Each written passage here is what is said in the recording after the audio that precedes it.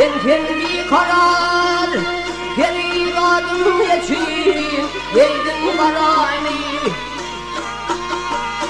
senin de kalmadı külli ihtiyar geri adım geçin yeydin kararını Evvel beni boluma düştü buzaya onun için benim giydim kararını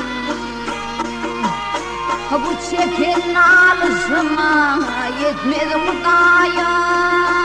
onun için benim giydim kararını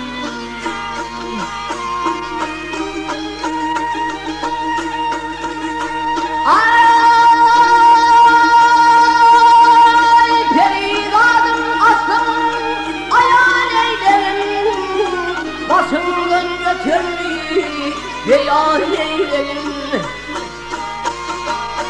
benim gerçekliğimi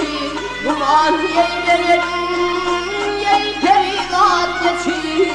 yeydim kararı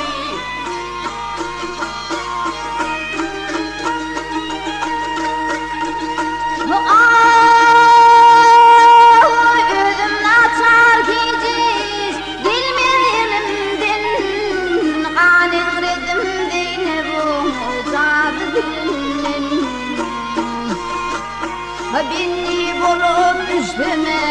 sanlı birinin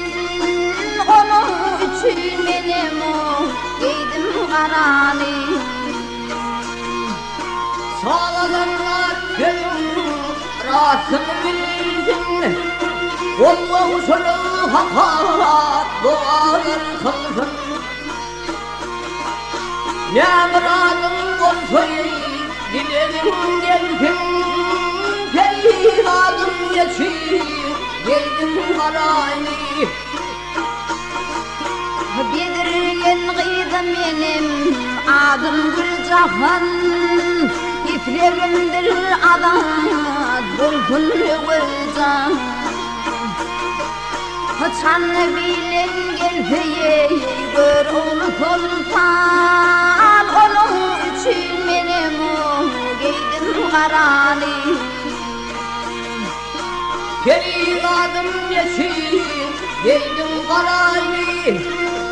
sonun için benim giydim kararını